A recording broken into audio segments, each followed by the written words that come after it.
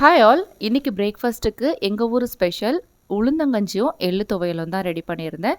இந்த ஆரோக்கியமான எள்ளு துவையல் எப்படி செய்றதுன்னு பார்க்கலாமா?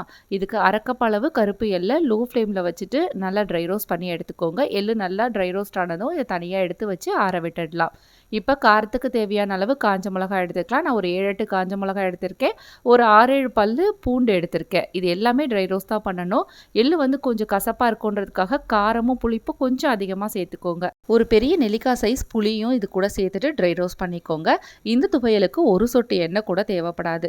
இப்போ ட்ரை ரோஸ்ட் பண்ணி வச்சிருக்கிற மிளகாய், பூண்டு, புளியை கொரகொரப்பா அரைச்சதுக்கு அப்புறமா நம்ம வறுத்து வச்சிருக்கிற கருப்பு எல்லையும் சேர்த்துட்டு கொஞ்சம் ஃப்ரெஷ்ஷான கருவேப்பிலை இலையும் வாஷ் பண்ணி சேர்த்துருக்கேன். தண்ணி இல்லாமல் ஃபஸ்ட்டு அரைச்சதுக்கு அப்புறமா இந்த மாதிரி கல்லுப்பு தேவையான அளவு சேர்த்துட்டு கொஞ்சம் கொஞ்சமாக தண்ணி சேர்த்து நல்லா திக்காக அதே சமயம் நல்லா ஸ்மூத் ஆகிற மாதிரி அரைச்சி எடுத்தீங்கன்னா ஆரோக்கியமான எள்ளு துவையல் ரெடி. கண்டிப்பாக வாரத்தில் ஒரு தடவையாவது இந்த மாதிரி பிரேக்ஃபாஸ்ட்டை உங்களோட உணவில் சேர்த்துக்கோங்க. ரொம்பவே ஹெல்த்தியாக இருக்கும். நீங்களும் ட்ரை பண்ணி பாருங்கள்.